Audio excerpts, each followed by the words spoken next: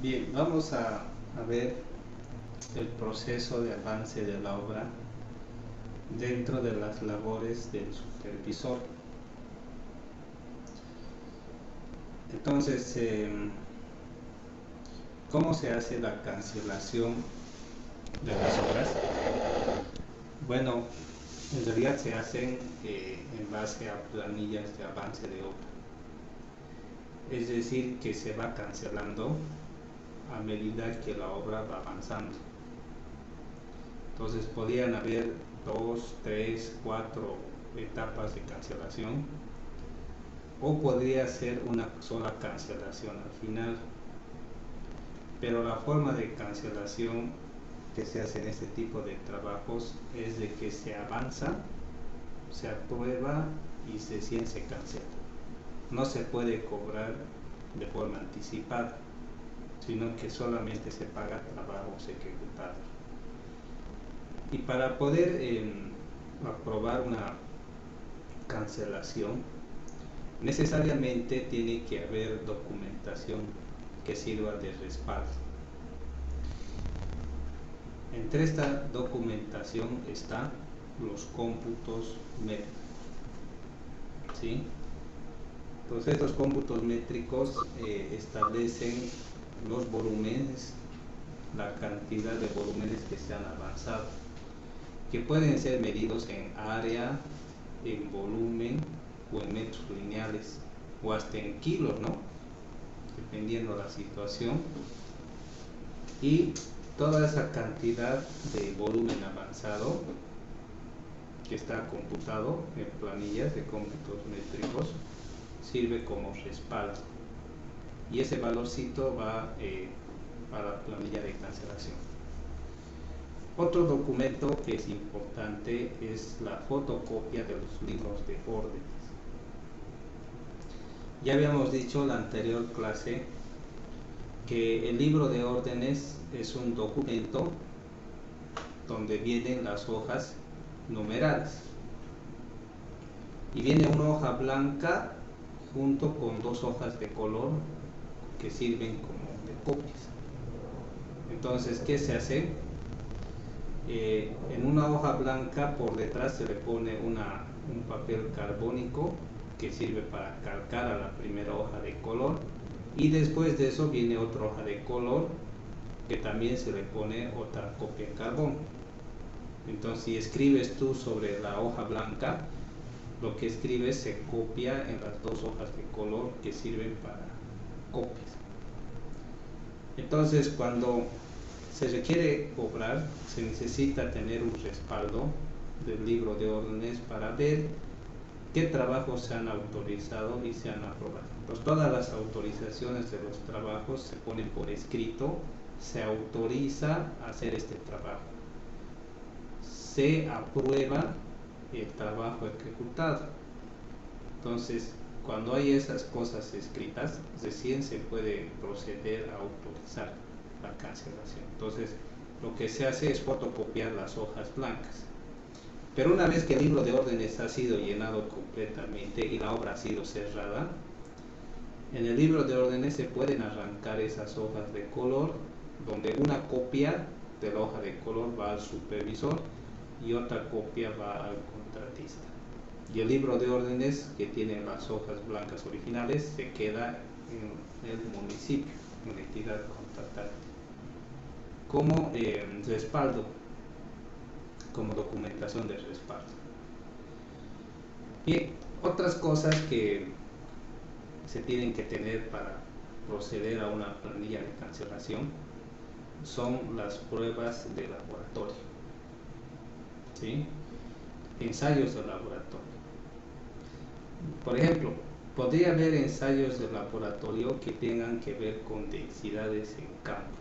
Si se está haciendo una plataforma, el trabajo consiste en hacer una plataforma, y para demostrar que la plataforma ha sido construida correctamente, entonces se proceden a sacar densidades, ensayos de conos de arena en diferentes puntos de acuerdo al reglamento, y los resultados de esos ensayos son anexados en esta carpeta de la planilla de cancelación como respaldo, una prueba de que se está demostrando de que la obra ha sido construida y cumple los estándares requeridos.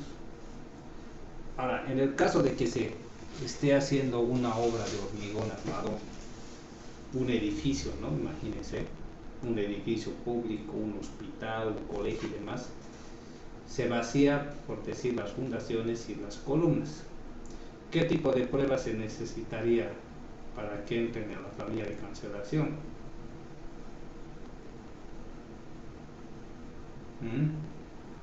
¿Qué tipo de ensayos? Bien, correcto. ¿Sería lo mismo la rotura de cilindros de las fundaciones que de las columnas? Sí,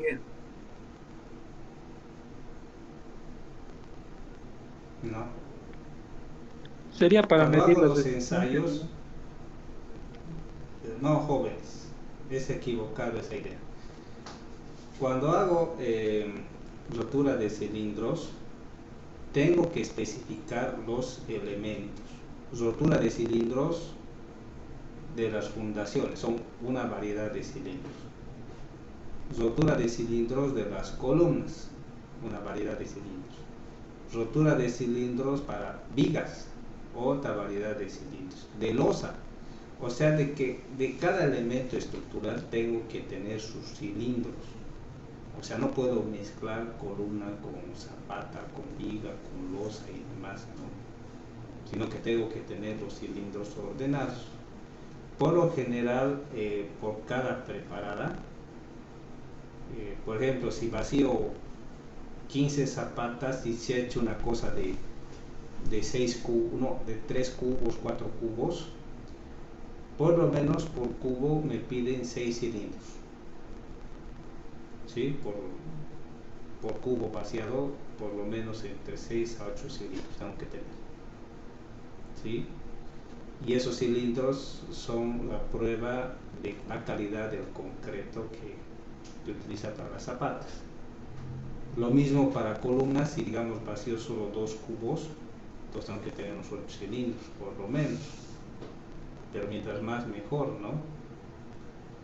Ahora, ¿será que las resistencias de la columna y de la zapata son la misma del concreto? ¿Podría utilizar la misma resistencia en columna y en zapata?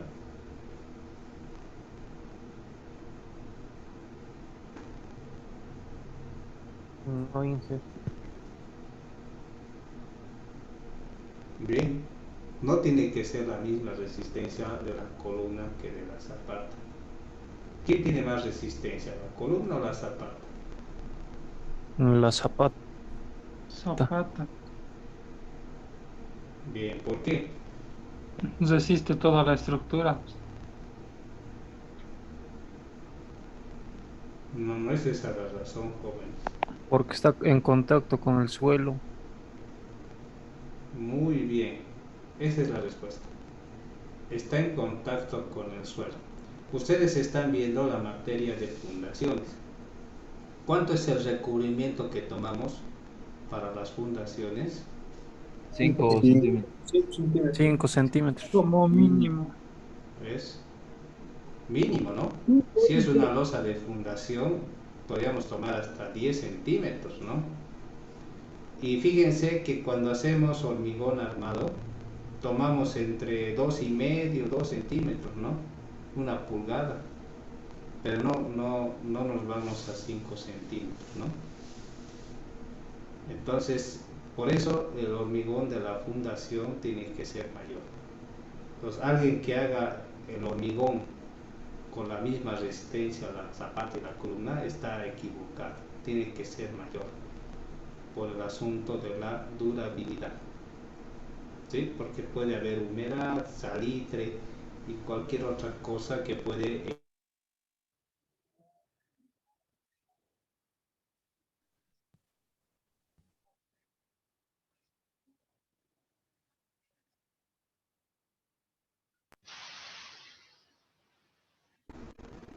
Esta cosa se ha arruinado un rato, ¿ya? Entonces, por esa razón se tiene que tener diferentes resistencias. Y las pruebas de laboratorio tienen que ir de acuerdo a las cosas que se están cobrando, ¿sí? Y los cilindros tienen que estar ordenados. Si es hormigón, si es conformación, podrían haber pruebas en campo.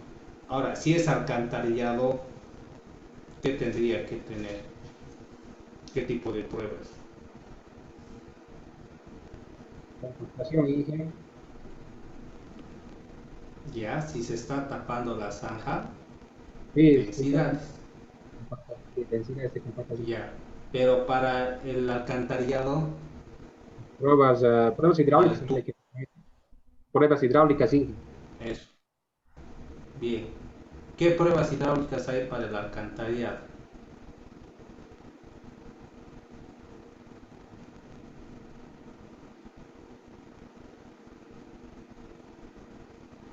A ver, ¿qué han aprendido en Sanitaria 2?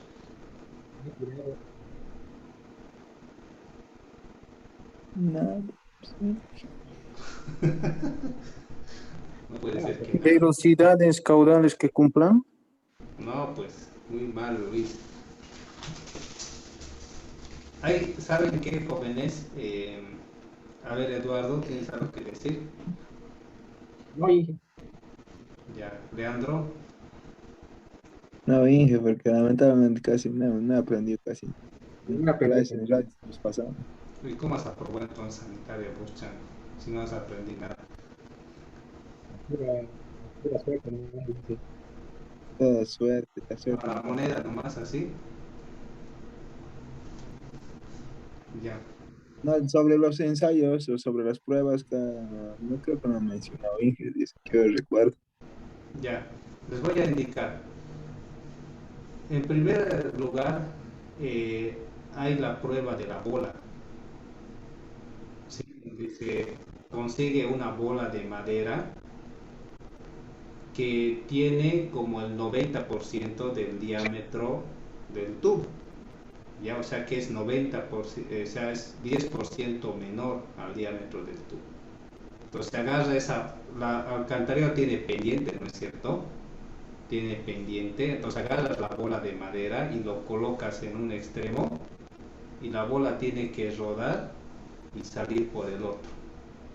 Entonces es una prueba que se hace hidráulica al tubo. Eso garantiza de que hay pendiente, ¿no?, en la tubería del alcantarillado, porque puede que el nivel topográfico pueda sacar nivel en el principio y nivel en el fin y cumple, ¿no? Pero qué tal si el tubo, en vez de estar recto, está como bate así, ¿no? Imagínense, en vez de estar recto, está bate así. Entonces la bola va a venir, se va a trancar aquí, ya no va a salir. Entonces eso significa que está mal el tubo. Entonces no puedes enterrar hasta que no se cumpla la prueba de la bola. No sale la bola al otro lado, arregle. No puedes enterrar ese tubo. Y la otra prueba es la prueba del espejo. Entonces, aguas arriba, proyectas luz con una linterna fuerte y aquí pones un espejo. Y se tiene que reflejar el 95% del diámetro del tubo. Claro, no va a salir exacto, ¿no?, toda la luz, pero por lo menos el 95% tiene que estar proyectado en el espejo. Esa es otra prueba que se hace. Y una tercera prueba es de que se mete con agua todo el tubo, ¿sí? Se le pone unos piezómetros, se llena de agua y se marca con marcador. Y si para el día siguiente no ha disminuido mucho, sino apenitas, entonces vale, ¿no? Pero si se ha bajado mucho, quiere decir que hay fuga de agua. Entonces, esas son las tres pruebas que se tienen que hacer en el alcantarillado y se firman actas. Tramo C1, C2, tubería 22, por decir. Prueba hidráulica ok, menos del 1% de pérdida. Prueba de la bola, ok. Prueba del espejo, se ha visto hasta el 98%, ok, ya, entonces recién puede enterrar ese tubo. Pero si alguna de esas pruebas falla, entonces no puedes enterrar el tubo hasta que arregles eso. Entonces una vez que está todo arreglado, recién puedes enterrar el tubo. Porque una vez que entierres y después hay problemas, desenterrar es un problema. Imagínense qué dirían los vecinos si te ven enterrar un tubo y después de una semana estás volviendo a desenterrar, abriendo otra vez la zanja, ensuciando, tapando la calle y demás, ¿no? Se crea un problema social. Es un problema social terrible. La gente empieza a protestar y no entiende papeles, no entiende explicaciones, no entiende nada. Directamente se van contra el alcalde contra el director de obras, el director de obras contra el supervisor y el supervisor contra el contratista. Así todos empiezan a echar la culpa y hay problemas terribles, ¿no? Por eso se tienen que cumplir estas pruebas de laboratorio siempre, ¿sí? Para tener un respaldo, ¿no? De que las cosas se están haciendo bien. Bien, jóvenes. Bien. Otro documento que se tiene que incluir es el cronograma de avance físico financiero, ¿sí? Es decir, que se tiene que ver qué porcentaje de dinero se está desembolsando, porque el porcentaje de avance de una obra se mide en sentido económico, no en sentido físico, ¿sí? En sentido económico. Entonces, qué tanto se ha pagado de la obra, eso indica el porcentaje de avance, ¿sí? Órdenes de cambio. Entonces las órdenes de cambio son documentos donde se hacen algunas correcciones a los volúmenes. No se puede calcular un volumen de forma exacta. Puede ser menos o puede ser más el volumen. Entonces el orden de cambio hace una enmienda de la parte contractual, por decir la contractual era 120, pero lo real, lo actual es 150. Entonces, ¿cómo se justifica eso? Mediante un documento que se llama orden de cambio. Entonces en ese orden de cambio está el cómputo métrico, está el informe técnico, y ahí en el informe técnico el supervisor explica por qué hay ese cambio o esa variación de volumen. Y prácticamente en todos los proyectos no existe proyecto donde no exista órdenes de cambio. Todos los proyectos tienen órdenes de cambio, porque una regla es bien cierta en la construcción: lo proyectado no es igual a lo construido, sino que lo proyectado se parece mucho a lo construido. Siempre hay diferentes variaciones que ocurren por diferentes circunstancias de la obra, ¿no? Bien, eso se llama las órdenes de cambio y más adelante vamos a ver con más detalle ese asunto. Bien, también puede haber documentos adicionales. Por ejemplo, si ha habido lluvias o ha habido problemas sociales que te han impedido trabajar o te han hecho atrasar, puedes presentar un documento donde se diga que estás solicitando una ampliación o consideren los días calendario porque ha habido lluvia, ¿no? El informe de Senami ahí con los datos pluviométricos. Después puede haber problemas sociales, ¿no?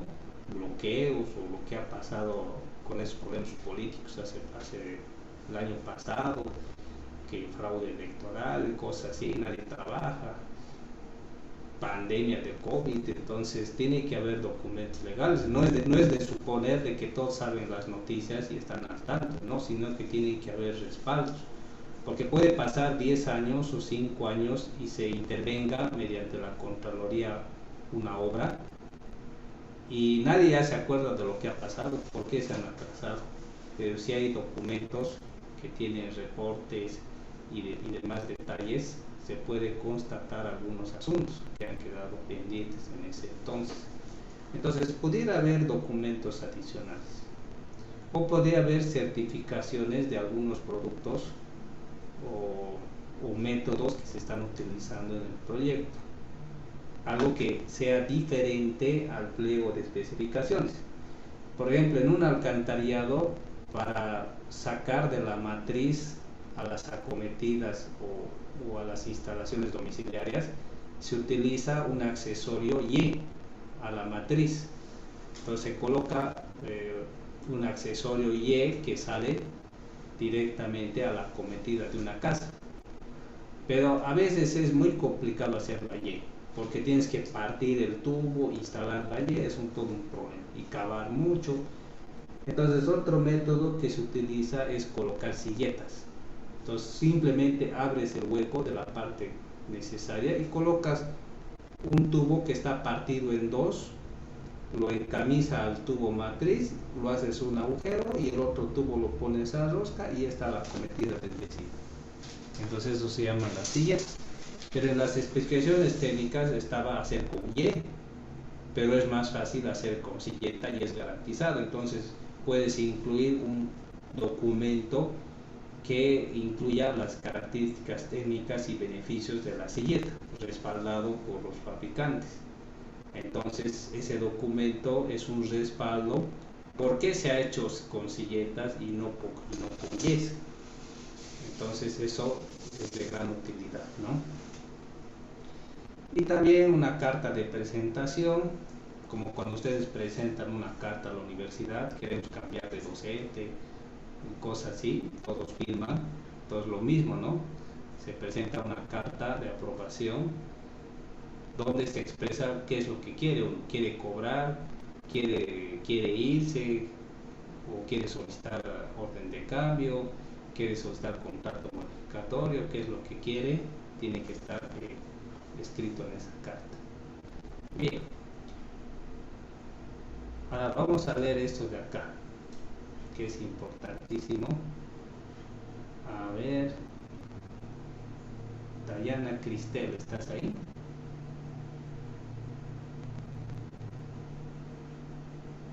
Puede ser, ¿no?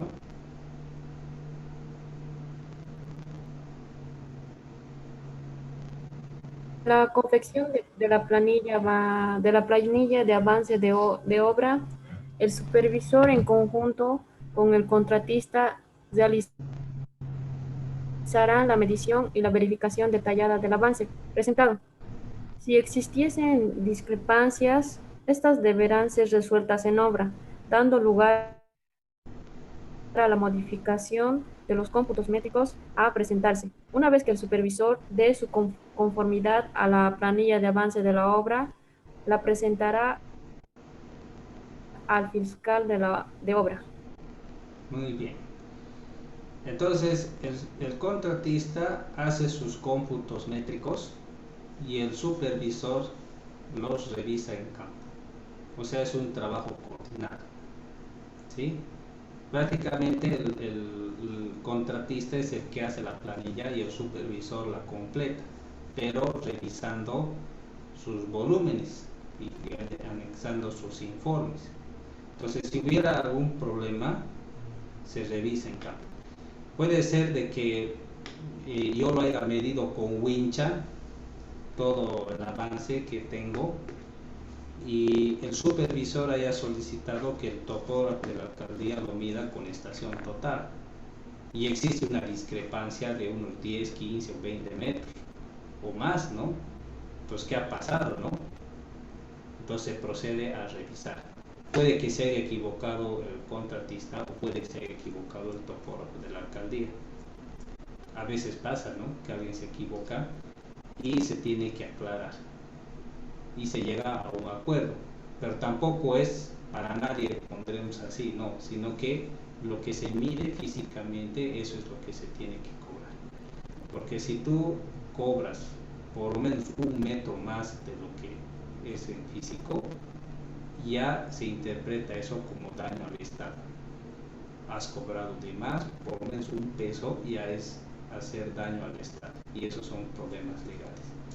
Así que todo lo que se puede medir tiene que ser lo más exacto posible. Por eso tiene que haber un trabajo combinado. Bien, entonces el fiscal de obra ve que el supervisor y el contratista han firmado y recién él puede firmar. No es que va a ir a medir, ¿no?, el fiscal de obra de nuevo, pero sí por lo menos se va a ir a dar un vistazo y va a revisar lo que se ha hecho, si realmente hay las cosas que se está diciendo. Entonces eso se ve físicamente, ¿no? Y después lo procede a firmar, ¿no? Y una vez que está firmado, eso ya sube a otras instancias hasta que finalmente el alcalde es el que firma el cheque, porque se paga mediante cheques para la cancelación. Pero eso después de que el fiscal y el supervisor hayan firmado. Entonces simplemente confía en el trabajo de estas personas. Pero también esta autoridad visita las obras para ver qué cosa está firmando, ¿sí? Aquí dice que se ha vaciado 500 metros de pavimento rígido y entonces va en su camioneta y ve si hay pavimento rígido o no hay. No es que va a medir, ¿no?, pero su presencia ya le indica si hay o no hay esos 500 metros. Es fácil darse cuenta, ¿no?, o qué trabajos se están cobrando, si existen físicamente. Entonces es bueno siempre estar respaldado si uno es de la parte contratista o de la parte supervisora, ¿sí? Para eso es necesario medir y hacer visitas en obra. Bien,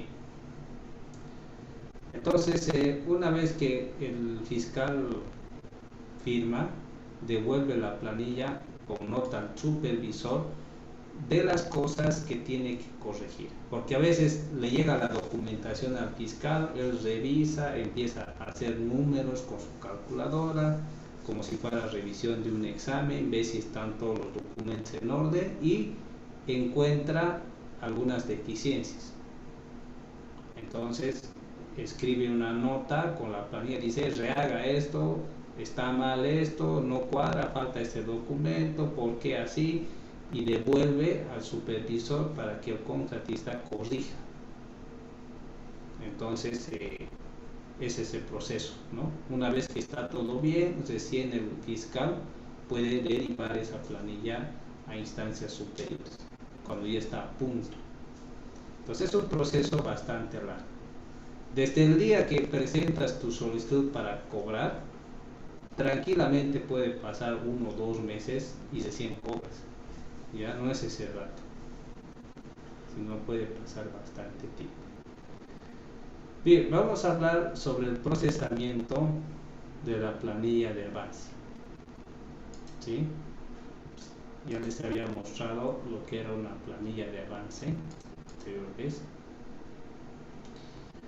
Así que tiene que tener 2 cosas. Primero, un reporte actualizado del estado de avance de obra, que reporta el porcentaje de avance físico y financiero de la obra, y también un mecanismo de autorización de pago. Por eso tiene que estar firmado por el fiscal, por la entidad contratante, a fin de que todo pueda tener cierto respaldo legal, ¿no? Las firmas es lo que dan el respaldo legal que se requiere para que ese documento tenga validez y sea aprobado para que pueda ser procesado. A ver, les voy a mostrar algo que tengo aquí. A ver si está acá.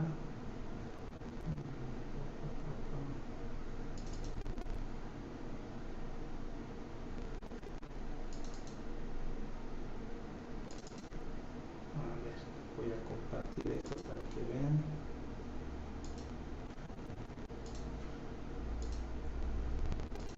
Bien. Aquí hay una planilla de avance de obra y fíjense acá los ítems, ¿sí? Aquí están los ítems. Estas son las cantidades según contrato, ¿sí? Y estas son las cantidades reales por orden de cambio. Por ejemplo, aquí el replanteo, ellos han dicho 800 87.14 según lo que han hecho en el proyecto original, pero lo real es 914.54. Lo que se ha decidido hacer algunas pequeñas modificaciones, así que ha entrado una orden de cambio. Se ha realizado un corte a nivel de subrasante. Lo proyectado era 541.84 y lo real ha sido 543.69. Ha habido un ligero cambio. Esto, la conformación 357.07 y lo real ha sido 365.69. También hay un orden de cambio. Excavación de terreno semiduro no se ha hecho, por eso 0 aparece aquí. La losa de hormigón pavimento rígido ha resultado ser un poquito más, ¿sí? No lo que ellos habían pensado. En fin, todo el monto del contrato suma 186.099,16, y lo que se ha hecho es un balance a fin de que unos compensan a otros. O sea, se ha decidido no hacer este ítem, ¿sí? A fin de compensar, y miren, el precio ha tenido que tener que ser igual, ¿sí? Se ha hecho un balance. Y aquí los volúmenes de obras certificados, lo que es medible, anterior era 0, actual es 1, anterior 0, está acumulado, en fin. Y los montos ejecutados están acá, ¿sí? Actual, acumulado, en fin. Y este es el saldo. Entonces ha habido 18.000 bolivianos que han variado. Y más aquí, porcentaje de avance 90%. Entonces esto se mide, como vemos acá, en base a los montos económicos. El monto total del proyecto es 186.000 y lo que se ha trabajado y se está queriendo cobrar es 167.000. Eso significa un avance del 90%. Que este avance se mide en dinero, ¿sí? Y fíjense, lo firman el contratista, el supervisor, el director de obras públicas y el secretario municipal. El supervisor es el supervisor, este es el fiscal y este el encargado de la parte del departamento de obras públicas.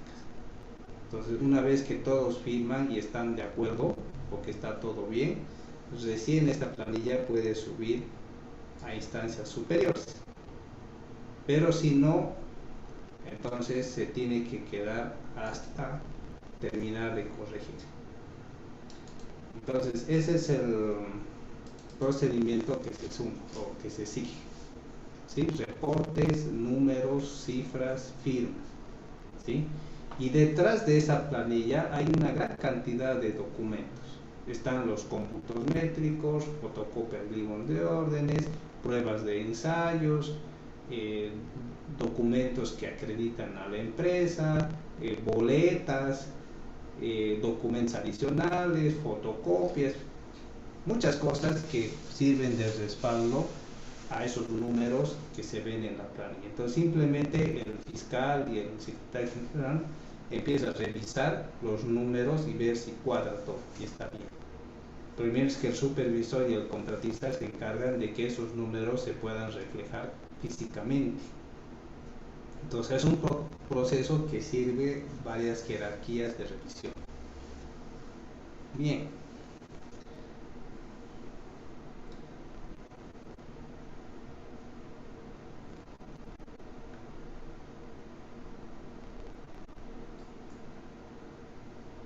Antes de terminar esto, podemos leer esto de acá, que es importante. A ver, vamos a pedir.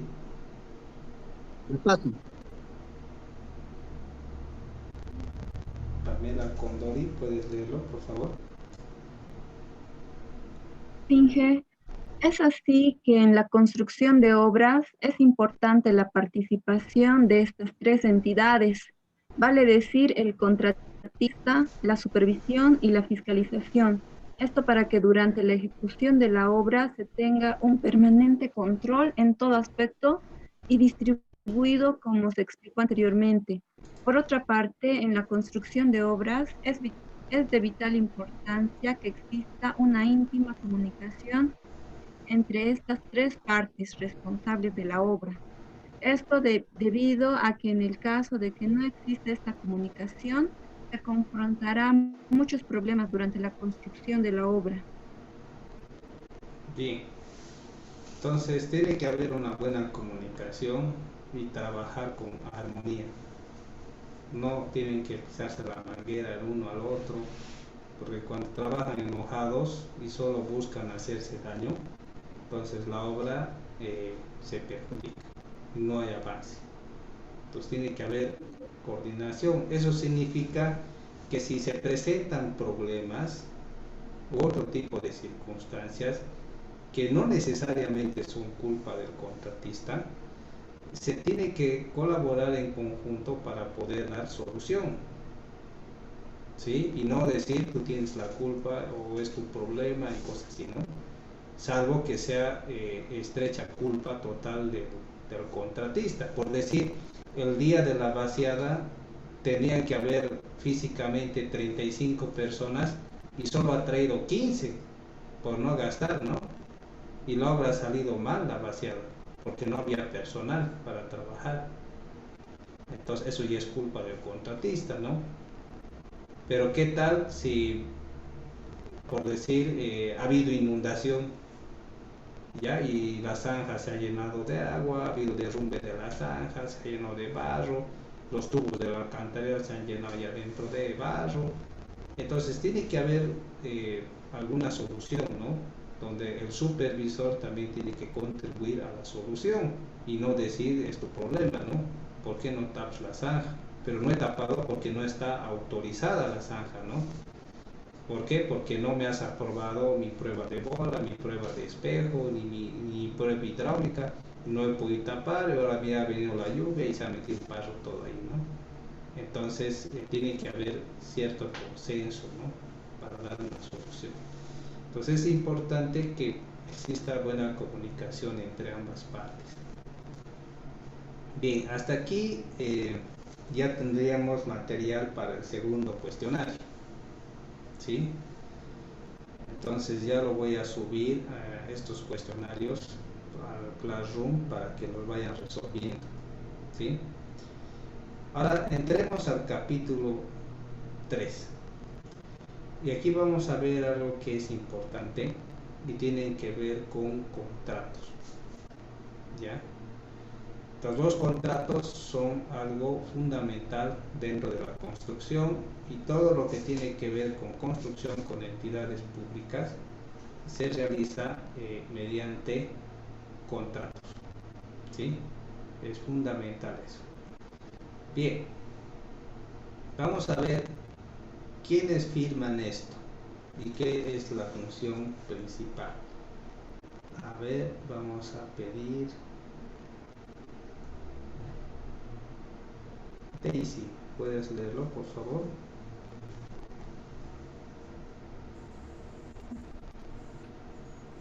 Un contrato de construcción o ejecución de obras es el documento que firman el contratista y el contratante, mediante el cual el contratista se compromete a ejecutar las obras y el contratante a cumplir mediante el contrato todas las cláusulas acordadas. El contrato debe describir qué trabajos se van a realizar y cómo se efectuará el pago de los mismos. Los trabajos son con frecuencia complejos y suponen muchas operaciones, exigiendo al contratista la compra de una multitud de materiales y diferentes elementos manufacturados, así como el empleo de una amplia gama de maquinaria y la colaboración de personas de diferentes oficios. Bien, entonces ahí en el contrato prácticamente se ponen las reglas del juego, cómo se va a pagar, cómo se va a trabajar, qué se tiene que hacer, qué cantidades están autorizadas y cosas así. qué personal se tiene que comprar, qué cosas se tiene que comprar y demás, ¿no? Entonces el contrato incluso establece sobre hechos fortuitos, ¿sí? Por problemas que tienen que ver con acción de la naturaleza, terrorismo y cosas así. Establece el contrato algunas cláusulas incluso de responsabilidad al contratista y de responsabilidad de parte del municipio. Entonces es un documento que tiene varias hojas y varias cláusulas donde todos los detalles están tratados de aclarar. Entonces si ocurre algo y hay un problema legal, se puede revisar las cláusulas del contrato para ver hasta qué grado algunas partes tienen responsabilidad y otras no. Entonces es importante poder analizar este asunto del contrato. Bien. Ahora, el contrato también establece algunos puntos sobre algunas constructoras sobre cómo pueden actuar.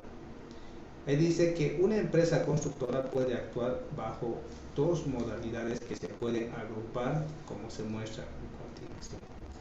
Construir por cuenta de terceros. Es decir, que la empresa contratista no usa sus propios recursos.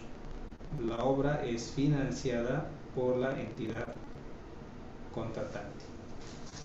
Eso es una forma, ¿no? Como decir mano de obra y demás.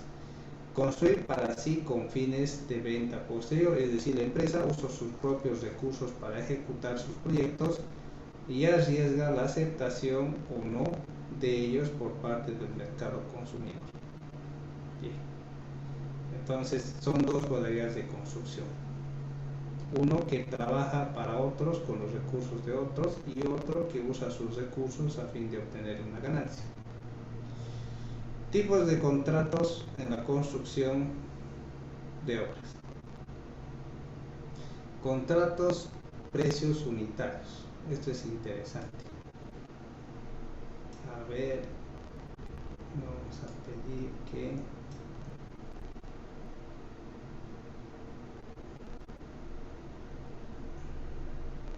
Michael, por favor, ¿estás ahí?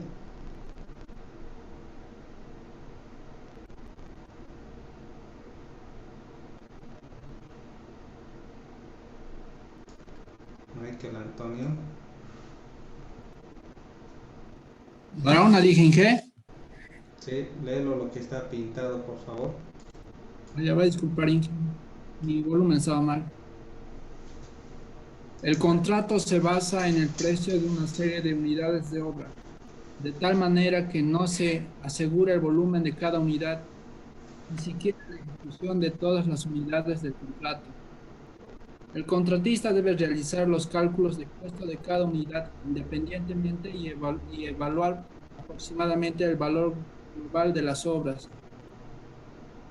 Para repartir gastos proporcionales al volumen de la obra, el contratista no queda comprometido de ninguna forma a asegurar un volumen determinado de obra. Es por lo que deja un gran margen de inseguridad en la ejecución e incluso se suele utilizar para contratos de trabajos de investigación o prospección en los cuales existe una cantidad determinada y fija a gastar, que se consume con arreglo a un cuadro de precios contratados, en los que se suele añadir los porcentajes necesarios para cubrir los gastos de impuestos, beneficio industrial del conductor y otros. Este tipo de contrato se debe firmar con un constructor que ofrezca las garantías necesarias cuando no es posible prever ni siquiera aproximadamente los volúmenes de obra a realizar, por lo tanto tampoco se puede garantizar el importe total de las obras que se ejecuten. Bien. Entonces, hay una forma de dividir la obra por ítems, donde cada ítem tiene su cantidad y su costo. Entonces, de acuerdo a la cantidad de ítems ejecutados o ofrecidos, viene el costo total del proyecto. Ahora, simplemente la suma de todos los ítems engloba el costo total de la obra. Por ejemplo, cuando se hace una obra mediante un constructor, un maestrito y demás, tú le preguntas cuánto me va a costar. Él te dice el global. Esta obra te va a costar, mi trabajo te va a costar 15.000 bolivianos, 50.000 bolivianos, ¿no? Pero está hablando del global. Pero cuando hablamos de ítems, estamos hablando de pequeñas etapas que están ubicadas y con precios, donde a medida que se vaya avanzando, se puede estimar mediante los ítems el costo del proyecto. Entonces, eso tiene grandes ventajas, pero también podría tener desventajas. Una ventaja podría ser de que si es que sale más de lo que realmente has pensado, los ítems te pueden permitir hacer modificaciones, donde puede al final costar más, pero puede que cueste menos, ¿no? O sea, menos el volumen, y al final, si te has calculado menos y es más, si es más y has construido menos, entonces te resta eso. Pero cuando es global, o ganas o pierdes, ¿no? Porque te has calculado mal, pierdes. Has calculado bien, ganas. Entonces, todo eso es un proceso que tiene que ser evaluado de acuerdo a esas circunstancias. Bien. Contrato de proyecto y construcción. El contratista se hace cargo tanto del proyecto como la construcción de las obras y se realiza la ejecución de los trabajos descritos en un proyecto que el mismo equipo o alguien por cuenta del contratista ha redactado. ¿Sí? Entonces, él es el directo responsable por las cosas que se hacen en obra. ¿Sí? Ahora, el contratante, en este caso podría ser el municipio, otorga la adjudicación de aquella oferta que les resulte más conveniente para satisfacer los objetivos perseguidos de la construcción de la obra. Entonces, adjudicado se refiere al que es elegido, ¿sí? Al que es elegido entre todos los proponentes, que tiene tal vez el menor precio y las mejores oferta técnica. Tiene más equipo, tiene más cosas técnicas para ofrecer, entonces se adjudica al que ofrece más y lo hace a menor costo. Hay algunos tipos de contratos o de licitaciones donde no se busca el precio más bajo, sino se busca la mejor calidad técnica. O sea, que no gana el que tiene el precio más bajo, sino el que tiene mayor equipo y experiencia. Pero hay otro tipo de trabajos o licitaciones donde es más importante el costo y que cumplas a un grado mínimo las exigencias técnicas, pero en el costo se hace el menor de toditos. Entonces concursas con los demás quien tiene el menor y se adjudica al que la licitación dice si es menor costo o propuesta técnica. Bien, aquí estoy explicando algunas cosas. Vamos a ver esto de acá, que es otra modalidad también. A ver, César Tapia, ¿puedes verlo por favor?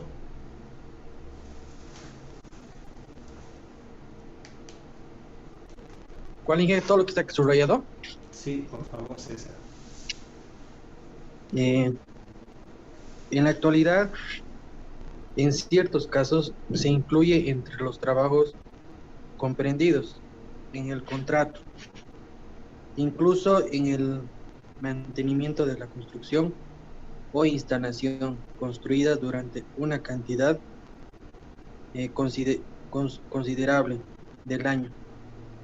En algunos países se contrata tramos de carreteras, incluyendo en el contrato del paquete completo, proyecto, construcción y mantenimiento. Duración 10 o 15 años. El contratante pacta con el contratista el pago dilatado en el tiempo de toda la operación. Incluye, como es lógico, el importe, los intereses generales o el caso diferido. De su pago diferido. En nuestro país no se aplica eso. Según la ley, no puede, hay una persona que tiene que hacer el proyecto, otra persona diferente la construcción y otra persona diferente hace la supervisión. Y claro, otra persona diferente tiene que hacer el mantenimiento. No puede hacer en nuestro país nadie el proyecto y la construcción y a la vez la supervisión. Eso es ilegal, ¿no? Entonces tienen que hacer personas distintas, uno el proyecto, otro la construcción, otro obviamente hace la supervisión y otro hace el mantenimiento. ¿Por qué?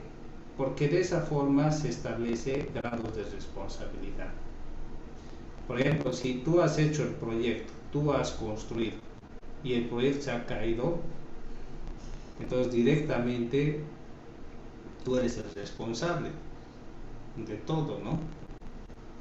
Porque tú has diseñado y tú has construido. Pero para tener grado de responsabilidad y garantizar los trabajos, porque también podría haber negligencia y podría haber corrupción, ¿no? Como tú ya has diseñado, sabes dónde encontrar el punto flaco de todo y podrías recurrir a corrupción. O podría ser corrupción dar solo a una persona por un monto de dinero el trabajo de hacer el proyecto y de construir. Eso también es ser corrupto, ¿no? Entonces, por eso en nuestro medio uno tiene que hacer el proyecto, uno construye y otro supervisa y otro hace el mantenimiento. Pues de esa forma puede haber responsabilidades compartidas y se evita problemas que tienen que ver con la corrupción. Entonces, eso es importante señalar cuál es la costumbre, o bueno, la ley, lo que dice nuestro país respecto a esto. Vamos a ver algunas ventajas de hacerlo todo en uno, ¿sí? La coordinación de especialistas en diseño y en construcción de un determinado tipo de obras, que repercute favorablemente en la calidad final de la construcción. Eso quiere decir que si hay gente que es hábil para hacer algo, entonces también tiene personal que es hábil para construir, ¿sí? Por ejemplo, hay empresas, como les dije en un principio, que solo se dedican al alcantarillado y solo buscan proyectos de alcantarillado o agua potable, ¿no? Hay empresas que solo hacen asfalto flexible y solo buscan proyectos así, y empresas que solo buscan pavimento rígido, y hay gente que solo hace empedrados, enmallados, y hay otras empresas que solo hacen los tinglados metálicos, las canchitas multifuncionales, ¿no? A ellos les gusta el tinglado, ¿no? Hacer la estructura metálica, porque ahí está, como ellos dicen, está rico el chicharrón ahí, en hacer el tinglado, y la cancha lo dan en subcontrata a otra persona que sabe hacer hormigón. Por decir, en el contrato está que la cancha cuesta 200.000 bolivianos, yo le digo, házmelo por 150.000, ya, dice el otro, y lo hace, ¿no? Y gana, ¿no? Los trabajos del otro, pero él se encarga de la estructura metálica, que es su fuerte, que es el objetivo de su contrato, ¿no? Donde él tiene que ganar y lo deja el resto para otra persona, ¿no? Entonces, esa es una ventaja, ¿no? De estas personas cuando hay coordinación y especialidades en una obra. Bien, el otro es proyecto concebido en todo momento para ser construido de una manera racional y económica. Entonces, esta empresa que solo se dedica al alcantarillado tiene ya sus técnicas, tiene sus trabajadores, hasta tiene sus propias herramientas que sirven para acelerar el trabajo. porque a veces pasa que cuando una empresa se mete a hacer por primera vez algo, que cosa que no debería hacer, empieza a chacrear, ¿no? A chambonear, y empieza a arruinar el material, a causar problemas. Entonces es mejor que gente que se dedica a esto se meta para poder generar un buen ambiente, ¿no? Tanto de trabajo como de calidad en la obra. Bien. Y también la posibilidad de conseguir ofertas económicas ventajosas de amor al contrato de proyecto a sus disponibilidades. O sea que si alguien se quiere agarrar todo, también puede pedir rebaja, ¿no? No es lo mismo comprar un pollo, ¿no? Quieres comprar un pollo y crudo y te dan un precio. Pero ¿qué tal si quiero comprar 10 pollos, ¿no? Tienes que hacerme precio, ¿no? Entonces, si agarras todo, también puedes, la entidad contratante te puede hacer precio, ¿sí? Entonces es otra ventaja. También tiene inconvenientes.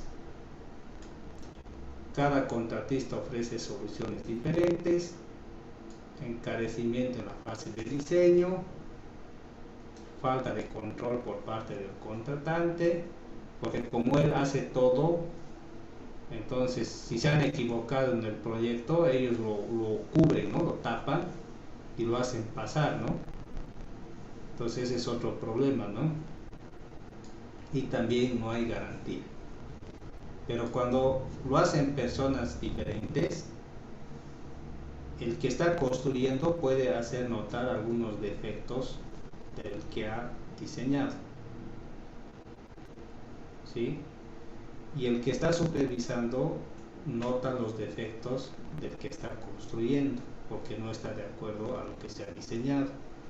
Entonces, cuando son las cosas así separadas, entonces hay mayor control y garantía. Pero mientras si todo, la empresa lo hace todo, desde el principio a fin, entonces se pueden incurrir en falta de garantías y cosas que ponen muchas cosas en incertidumbre.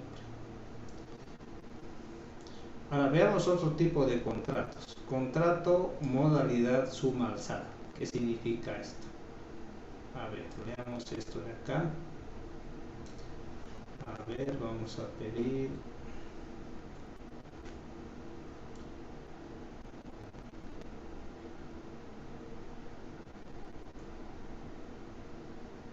A ver si a ver, Tarki. Ya, en este tipo de contrato, el contratista se compromete a entregar una construcción completamente terminada y en estado de funcionamiento a cambio de una cantidad fija, repartida en plazos pactados previamente. De acuerdo con el avance de la obra, la oferta del contratista se basa en un estudio del proyecto suministrado por el contratante. Es decir, el contratante es el que se encarga de realizar el proyecto y realiza una licitación para encontrar a la empresa constructora o contratista que más le convenga para sus intereses. Bien, eso es lo que ahora se hace en la actualidad. Se dispone de recursos, por ejemplo, se dispone de 500.000 bolivianos para este alcantarillado, porque así se ha estimado la construcción del alcantarillado, y lanza una licitación pública a la entidad contratante o la alcaldía y dice: tenemos 500.000 bolivianos, ¿quién puede construir esto por 500.000? Entonces uno viene y dice: yo te lo hago por 470.000, no, yo 450.000, el otro 430.000, ¿no? Entonces quiere decir de que el que está haciendo por 430.000 es el que asume todos los costos de todo. Que hará, pero tiene que hacer alcanzar sus 430.000 para terminar la obra, ¿sí? Entonces a eso se llama el contrato de modalidad de subalzada, donde la parte contratada pone el monto y simplemente la parte contratante supervisa de que se ejecute correctamente el trabajo. Entonces ahí vienen algunas cuestiones legales que son boletas de garantía por cumplimiento de trabajo, donde pones tu dinero físico, donde garantizas que vas a cumplir el contrato y no te vas a escapar.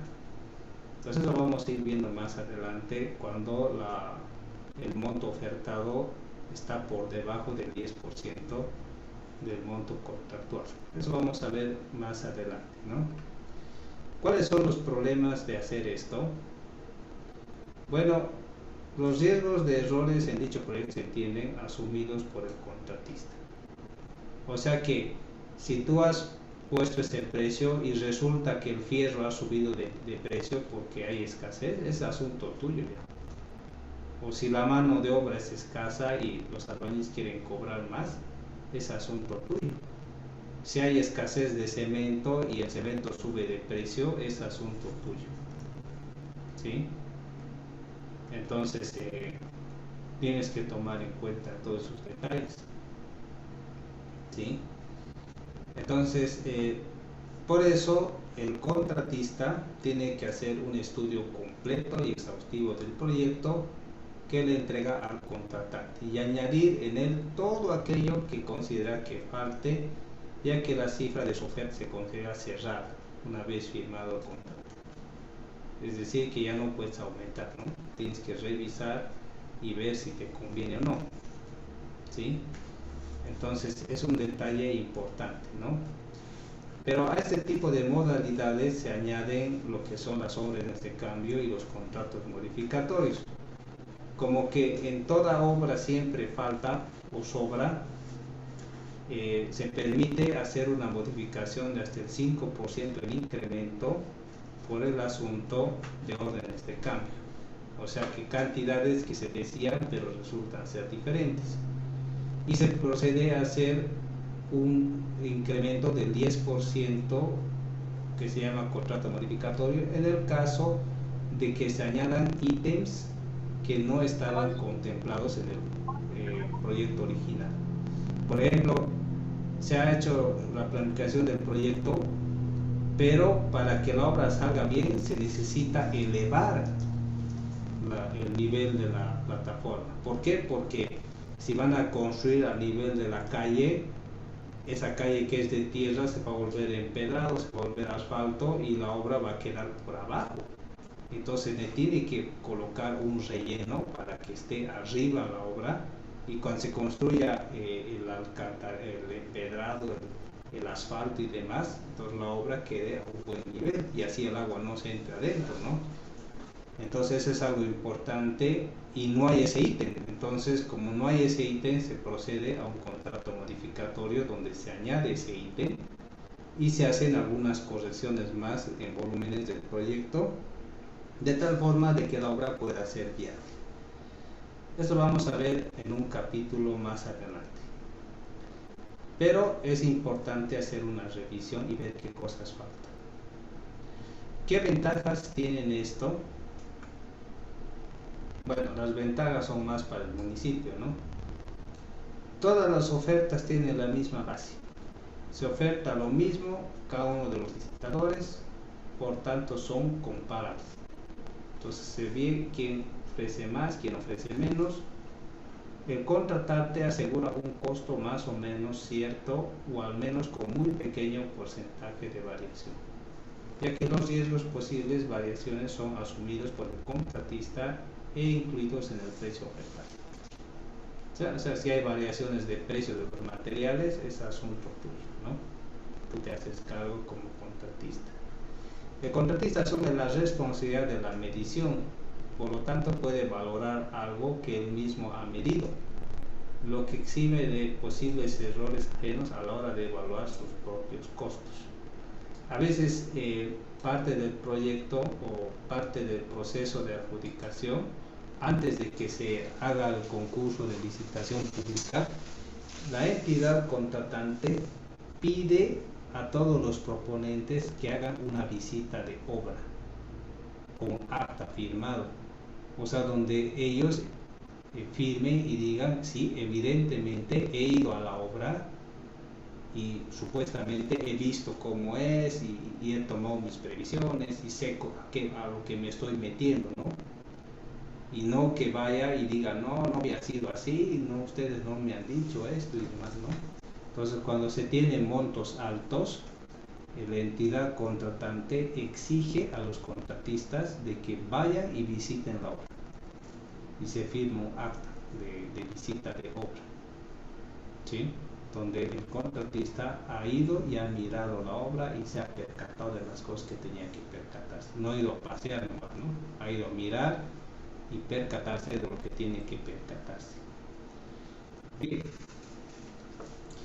Evita gran parte del trabajo de medición y valoración del trabajo realizado, pues la cifra final de cada unidad es conocida y por lo tanto se puede certificar, o sea, pagar cada relación mensual de obra realizada a base de calcular el porcentaje realizado de cada unidad.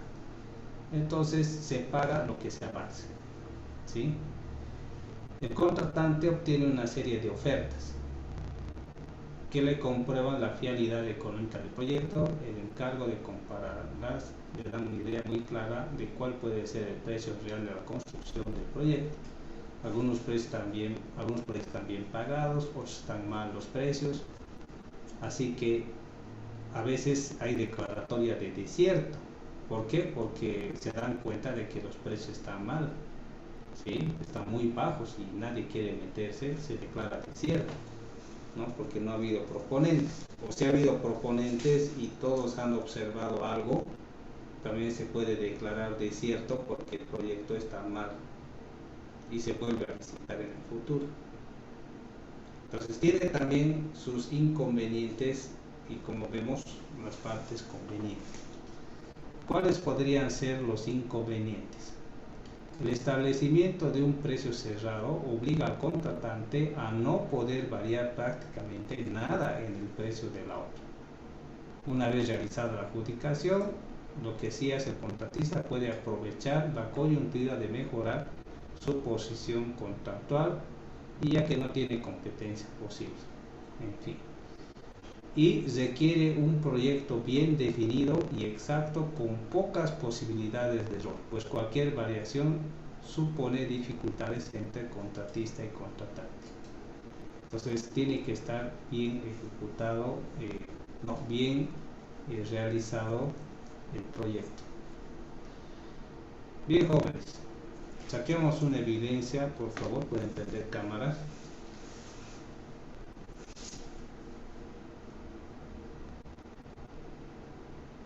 Es hora del pollito.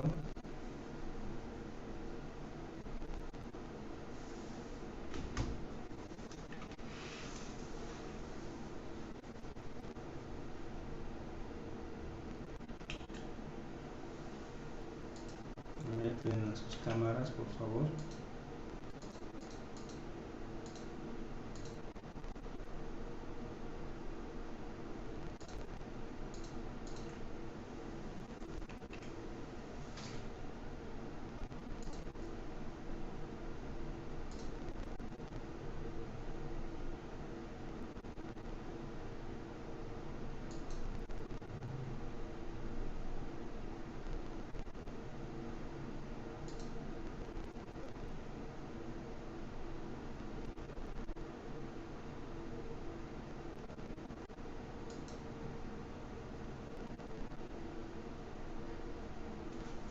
Bien, jóvenes, quedamos acá. Vayan a darse un descanso. Continuamos más tarde.